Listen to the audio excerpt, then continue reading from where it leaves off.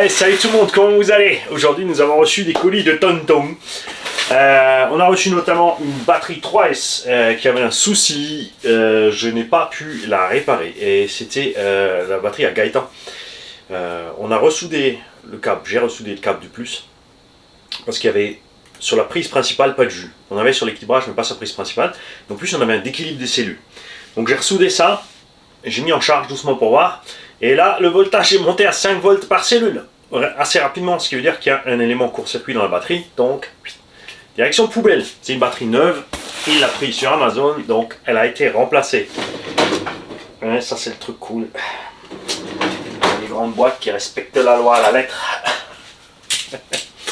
et qui ne te laissent pas en plan. Et on a un colis de Monsieur Vernier. Alors, comme d'hab, hein. Ils ont dû me dire ce qu'ils m'envoient, mais je vais pas écouter parce que j'aime bien les surprises. Hop. Et nous avons un petit mot là-dedans. Salut Mani, c'est Right. Un petit mot déjà, comme tu peux le voir, je ne suis pas un pro. Moi, je suis lancé dans le 12 dans le 12S pour le DBXL, mais les sous du dur en 8 AVG c'est trop galère. Alors moi je te l'envoie comme tel et je faisais marcher avec un adaptateur en EC8 vers EC5. Au moins je suis arrivé à le faire marcher, ça marche bien avec des DXF 5000 en 2x6S. Prends ton temps, je suis pas pressé. C'est tout crade et gelé. Et s'il faut payer quelque chose, tu me le dis. Continue pour 2024 dans un cinquième. On va bien s'amuser. Je te souhaite à toi et à toute ta famille, et à toute la communauté RC une bonne année 2024. Merci, c'est sûr que sans toi, j'aurais jamais fait ça. Post-scriptum. Pour les jeux, j'aimerais 15 tickets pour le Faubaja. Alors c'est bien, mais les 15 tickets, ils sont où? Parce que les tickets, il faut les écrire à la main. Tu me fais un ticket de la taille comme ça, un billet de 5 à peu près, tu vois, à la louche. Et il faut m'écrire les tickets. Tu m'écris ton nom, tu m'écris ton mail, tu mets ça dans une enveloppe et tu m'envoies ça. C'est comme ça que ça marche. Pourtant, dans la vidéo, j'étais très clair. J'ai bien dit qu'il faut écrire les tickets à la main. Attention. Alors, qu'est-ce que tu m'as envoyé comme vario? Ah, mais ça va. C'est un GI2.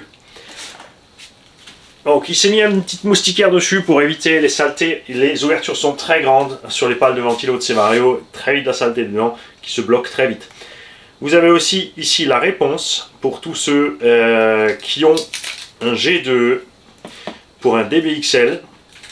Normalement, voilà, il a mis qu'une vis, mais tu peux. Normalement il rentre, bouge pas. Il faut juste couper les butées. Je me vais. Voilà, tu l'as collé, je vais te le laisser comme ça, mais le truc, c'est qu'il faut couper une des deux butées, tout simplement, et tourner le vario, et tu peux le visser avec les vis d'origine, comme c'est prévu, comme ça tu es tranquille. Hein. Là, je te conseille vivement de mettre un reels en retour, comme ça, angle de sécu, comme ça, si ça se décolle ou quoi que ce soit, il va pas bouger, et les câbles vont se prendre nulle part. Ah, effectivement, oui. Soudure par collage. On va s'occuper de ça. Donc, toi, tu veux quoi là-dessus? Hein? Ouais. Le souci qu'ont beaucoup avec ces gros câbles, c'est de souder des EC5 dessus. Pourtant, je vais rapidement vous le montrer. C'est facile.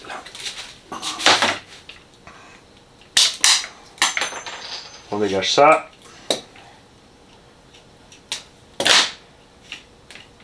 On dégage la gaine. Hop. Bien.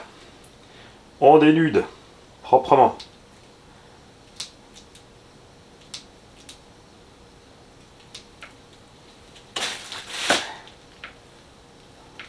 Voilà. Voilà, j'ai pris trop petit. Qu'est-ce qu'il me fait, mamie? T'inquiète, hein, je changerai le câble après. Je crois que mon outil commence à en avoir marre aussi. Voilà. Comme ça. Tu fais ça. Tu fais ta soudure sur ton EC5. Et ce qui est très très important, si tu shootes des gros câbles, puisque les EC5 en général, tu as celles-là qui sont comme ça, avec le trou. Le top, c'est de trouver celles-là, qui sont en demi-lune. Après, c'est pas un problème, tu peux faire toi-même un petit coup de Dremel là, un petit coup de Dremel là, et tu as ta demi-lune. Et là, regarde, tu shootes ça proprement ensemble, ça passe. D'accord? Et après, l'autre truc qu'il te faut, c'est donc une EC5 avec le cône devant. Comme ça, toi, tu as juste à l'enfoncer par devant, et ta gaine est bien derrière à ras de ta cosse. Raccourcix, avec le raccourcix. Tu vois? Donc t'inquiète, on va te faire ça. Comme ça, t'es tranquille. Parce que ça, c'est super dangereux. Hein. Ça, c'est le meilleur moyen. Alors, les faux contacts, des étincelles et de cramer un bario. Donc, je vais garder ça de côté parce que toi, il faut que je te renvoie ton matos. Hop.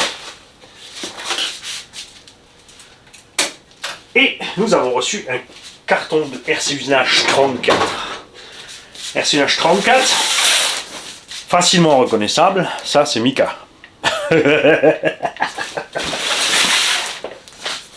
Pour que je comprenne bien ce que veut dire ce signe, il m'a écrit dessus, ceci est une flèche, c'est pas un lampadaire. Et pour être sûr aussi que j'ouvre du bon côté, il m'a écrit Öffne hier Dummkopf, ça veut dire ouvre ici, andouille. Hoch c'est en haut, Ubar c'est en haut, Alto c'est en haut, haut c'est haut, Hug c'est haut, ça c'est en danois, Finlande, Pays-Bas, tout ça, Danemark. Un de ces langages là, Top c'est de l'anglais et c'est écrit aussi en mandarin. Wanging. Et je vais donc ouvrir ici tranquillement, faisant attention de ne pas couper ce qu'il y a dedans, parce que c'est écrit que c'est le haut. Il y a peut-être un truc à pas entamer. RC Usinage 34, dont le lien est sous toutes les vidéos RC Garage 68, souvenez-vous. Hein, si vous avez des petites pièces à usiner en alu, vous n'hésitez pas. Il s'est lancé aussi dans l'impression 3D, il a fait différents tests avec différents matériaux. Il a trouvé un fil, bien sûr c'est pas donné, hein, donc les pièces il faut les payer, et ça c'est normal. Un fil relativement cher pour faire des skid plates et des pièces vraiment balèzes en 3D. Alors, il m'a mis ici, ça c'est l'essai de l'impression 3D des plaquettes lipo, tu vois. Le problème c'est bien sûr avec le remplissage, et ça c'est ce qui arrive souvent avec l'impression 3D, c'est que ça part en fil, même si tu remplis, ça devient très lourd, c'est très long à imprimer, résultat les coûts explosent par rapport à prendre une plaque de PVC et de la découper ou de la fraiser. Après, de toute façon, pour supporter les lipos, il faut plus solide, donc carbone ou alu de toute façon. Hein. Il nous a mis. Je connais un qui bouffe un paquet de glace. Ah non, c'est de la peinture. Un seau vide. Qu'est-ce qu'il m'a tout envoyé? Ah, il y a plein de trucs là. T'inquiète, on va tout te montrer. On va commencer par le petit mot. Salut Turbomit, ça c'est moi. Comment ça, c'est pas moi? Mais si, je te jure que c'est moi, Turbomit. Tu m'avais pas reconnu, mais si, regarde. Tu vois? C'est avec mes petites ailes, hein. Tu dois reconnaître. Moi, j'ai bavé partout, j'en ai foutu sur le hublot. Afin de te remercier pour tout ce que tu fais, voici quelques présents. Un châssis a fini la conversion. Je prends le temps, tu en fais ce que tu veux, j'ai même pas commencé. De croire rendre plus joli ton D7F et de protéger des vilains petits cailloux qui viennent pour ma rave ta race de transmission. Alors, ce qu'il faut savoir, c'est que j'ai déjà les protections de transmission que m'a fait Bexente par un... Enfin, lui, il a fait le fichier, c'est un abo qui a fait l'impression, qui l'a envoyé, souvenez-vous. Donc, on a ici quelque chose à ce qui ressemble à une Sport quelque chose HPI, mais c'est bizarre parce qu'il ne l'avait pas fait en doré. Cette bécane là, donc c'est une piste 1/10. En plus les courroies sont bien balèzes, elles sont encore récentes. Pourtant c'est bien les amortos qui ressemblent. Bon, les amortos il va falloir y bosser. Celui-là il est bon, celui-là il est vide. Celui-là il est bon. Et bon. Les diffs, il y en a. Effectivement deux. Donc là, la conversion de ce genre d'engin, c'est cool parce qu'il y a de la place pour la batterie. Je pense que cette plateforme devait exister avec les deux versions. Et ici, il faut poser une petite plaque en L pour mettre un moteur. Alors ça existe des toutes faites. Hein. Des plaques en L pour des moteurs 36, t'en trouves plein. C'est pas cher du tout parce que le moteur 36 c'est pas trop lourd. Et c'est le genre d'engin, évidemment, on va pas mettre un combo dessus totalement délirant qui va tout déchirer. Hein. Hop, le petit ventilomoteur. Après, il faudra voir au niveau de l'étagement, parce que c'est là, généralement, que tu es coincé avec la taille. Souvent, il faut virer le disque de frein parce que ça touche niveau moteur. Donc c'est là que ça va être chaud. Hein. Il faudra peut-être modifier cette attache-là pour pouvoir mettre le moteur assez devant. Après, on a maintenant le choix avec plein de moteurs chez Surpass, les supersoniques. Tu as un choix de KV énorme. En 3652, en 3660, tu trouves de 2400 jusqu'à je sais pas combien de KV. Il n'y a pas de souci. Quelques porte-clés de ma création. Ah, si j'avais su, j'aurais attendu parce que j'ai envoyé un courrier à Alicia qui donc collectionne les porte-clés. Je vais lui en faire un de plus. Support pour Autonomist Rainbow, quand je sais que tu aimes ça. Ah, c'est dégueulasse. C'est horrible. Par contre, je vais laisser ça à Gigi parce que ça lui fait un pot à crayon. Où elle peut mettre un crayon par un petit trou tranquillement. Hein. On a donc des porte-clés RC Usage 34. Il m'en a fait plein, donc vous pensez absolument, chaque fois que je vous envoie un petit colis, un truc, un bidule, à me le dire. Ah là, il y a du orange et du bleu. Voilà, hop, les couleurs du garage. Il nous a fait plein de couleurs, plein de modèles. Même en fake bois. Ça, c'est des protections de rotule automobile. Qu'est-ce qu'il fait avec ça, lui? C'est quand tu achètes une rotule neuve, elle arrive comme ça emballée pour pas que le caoutchouc soit abîmé. Alors tu vires ça et après tu peux monter ta rotule. Quelques entonnoirs noirs, logique.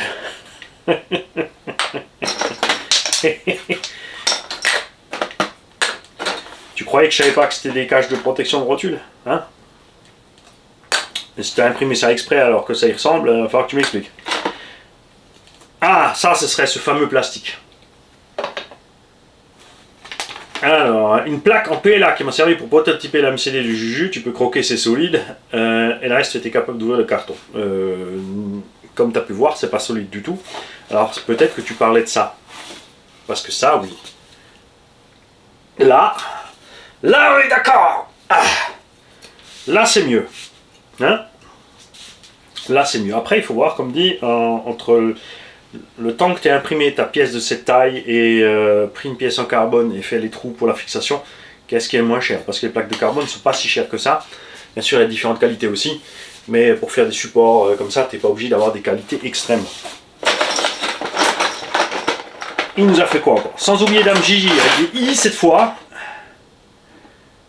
qui te et nous supporte indirectement. Un petit présent pour la remercier, c'est de la mousse bleue. C'est dans la mousse bleue. Casse pas tout quand tu ouvres, pas comme avec le Coralie et le Harma. J'ai cherché du local chez moi et tout. Alors, ça doit être du miel. Yes! Excellent! Du miel cristallisé. Les demoiselles de Campbell, miel crémeux d'été, mais cristallisé. Ça, c'est top. Parce que oui, elle adore le miel cristallisé, ma Gigi. Ça, c'est cool. Donc, on se retrouve avec 3 seaux. 3 seaux, on se croirait sur la chaîne de l'Oracle quand ces collègues sont là.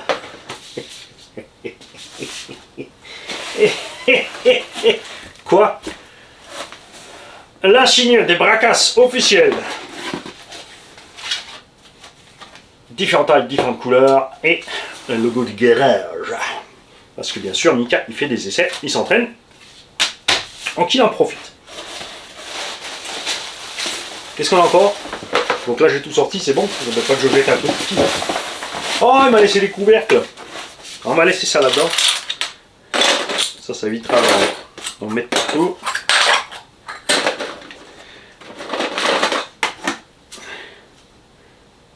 Ah, tu as pas fait, c'est pas le cache transmission, c'est le cache avec le logo Yikon pour là, en fait. On peut faire les vitres. Yeah! Excellent! I love money! Quelle embrouille! C'est sûr, c'est moi qui vais mettre des logos Lowe sur la voiture. Et un carter moteur de Fake Castle 2200 kV. Comment je sais que c'est un fake instantanément? Il n'y a pas écrit Castle sur les câbles. Et ouais, parce qu'il y a des fakes et des fakes. Il faut savoir que il y a l'ancienne production de ces moteurs Castle qui tourne, qui est vendue, et c'est écrit Castle Création sur les câbles. Et le logo ici, par contre, l'inscription aussi dans le bon sens. Après, il y a ceux qui sont le logo dans le mauvais sens, il y a ceux qui n'ont pas les câbles Castle, etc., etc., etc. C'est pas grave, ça coûte 35 balles ces moteurs en général, et ils fonctionnent. Hein, ils sont pas, c'est pas les moins gourmands, ils n'ont pas le meilleur rendement, mais à 35 balles, quand tu as foiré ton moteur et que tu n'as pas un rond, et ben franchement c'est sympa. Ça, c'est le variateur du petit crawler Element, Reedy SX48. Donc c'est du 2 à 3S avec un bec à 7,4 déjà, quand même, switchable à 5. C'est rien d'autre qu'un vario Boeing, bien sûr. Tu peux choisir LiPo ou NIMH. Il est en mode crawler, il faut juste que je vois si c'est avant-arrière avec frein auto au milieu. Comment qu'il est programmé le bordel. Si tu peux regarder ça dans ta notice, Mika, et me dire ça c'est pour alimenter des LED directement aussi, ça c'est cool.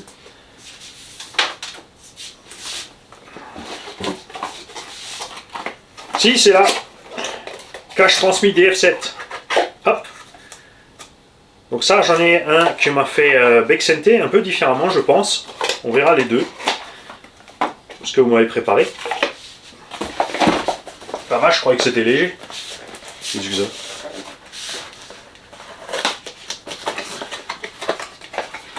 Ah, c'est mon pignon. Parce que souvenez-vous, un coup j'avais chopé une couronne de 32 dents module 2 pour le X-Max. Et un pignon avec. Le problème c'est que le pignon qui livrait avec était percé à 5 mm. Donc pas du tout ce qu'il nous fallait. Et à un moment, souvenez-vous, j'avais fait le Street Max, j'avais dit je vais foutre un gros moteur, un gros pignon, et en mettre la gomme à donf pour voir ce qui se passe. Donc j'avais commandé un pignon, mais les dimensions sur le site n'étaient pas claires, et j'ai reçu ça. Un pignon énorme qui pèse 1 tonne, et donc là il y a Mika pour qu'éventuellement il puisse couper une tranche, et refaire entre les dents ici une empreinte BTR, enfin 2, pour pouvoir s'en servir comme ça. Entre temps, le kit module 2, je l'ai refilé à quelqu'un qui en avait besoin. Comme ça il est tranquille. Donc enfin ça sert plus, hein, mais on va le laisser là au cas où. Et nous avons des jantes chinoises. J'ai déjà les vertes, maintenant j'ai les rouges. Avec la pièce qui se visse. Au sujet de la pièce qui se visse. Beaucoup d'entre nous sont fâchés avec Proline. Puisque Proline fait aussi ce moyeu démontable, mais on ne trouve pas tout facilement quand on a un problème de moyeu. Et surtout, alors tu trouves facilement ceux avec offset. Si tu veux ceux sans offset, tu es obligé d'acheter les alus à 50 € la paire. Moi je vous dis ça parce que ADU Racing, allez voir sur AliExpress, ADU Racing fait les anneaux pour, enfin les hexas pour les jantes Proline en 12 et en 17, 0 offset et un demi offset en noir ou en couleur alu. C'est des pièces en alu usinées, c'est 11 ou 12 balles la paire. Donc, fuck off Proline. Mais ça c'est l'effet Horizon-Bee, hein. C'est pas leur faute, hein. C'est Horizon-Bee qui a foutu la merde. Commence vraiment à me gaver ceux-là. Et qu'est-ce qu'ils nous ont envoyé là? J'ai pas besoin de notice de Sledge, ni de TRX4, ni de X01, ni de... Ah mais si, c'est les petits posters du magazine MRC, avec le prix en dessous. 856 balles le hauler. Qu'est-ce que tu veux que je fasse de ça? Me enfin, mon petit Mika. Prospectus, ça sert à rien. T'envoies du poids mort. Les jantes, ça tombe bien, je vais garder ça cher, on va mettre les vertes avec les rouges. Ce projet pour 2025, hein, parce que là, j'ai plein d'autres trucs à faire. Quand je dis plein, je veux dire plein.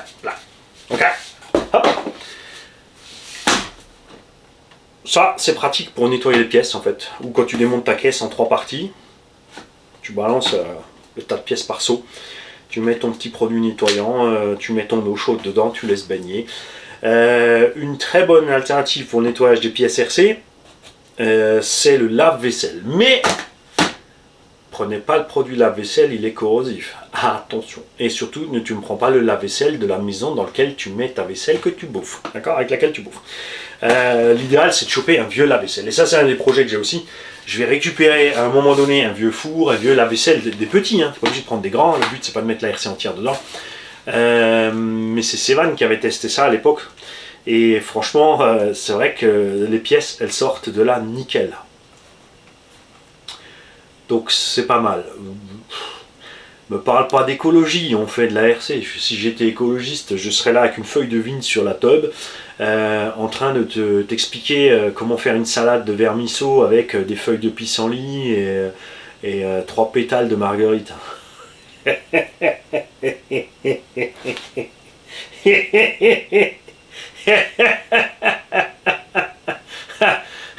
Bienvenue à tous les écolos qui ont un smartphone et une clim et une grosse bagnole, un SUV ou la dernière voiture électrique pour ne pas polluer. Moi je ne pollue pas, j'ai la dernière voiture électrique. Je vais vous dire un truc. Le gars qui roule avec une vieille voiture qui a 20, 30, 40 ou 50 ans pollue moins que vous les écolos bobos. Pour une raison très simple, il a acheté une voiture il y a 40 ans, il y a une fois la pollution de la production. Depuis cette bagnole elle roule. Elle a des toutes petites roues, des petits pneus, pas chers. Il y a une faible usure du caoutchouc, donc pas beaucoup de poudre de caoutchouc dans la nature, parce que ça on n'en parle pas. La voiture est légère, il y a aussi moins de poussière de frein. Elle est légère, elle ne consomme pas, elle roule pas trop vite. Parce que vous, avec vos pneus là, en 210, 20, 30, 40, 50, ça pollue pas. Fabriquer les gros boudins comme ça et l'usure de ce gros boudin sur la route, hein, et rouler un engin d'1,5 tonne à une personne dedans alors que c'est le poids d'avant d'une camionnette. Si tu veux être écologique, eh ben, tu te déplaces le plus possible à vélo et tu la fermes. Salut.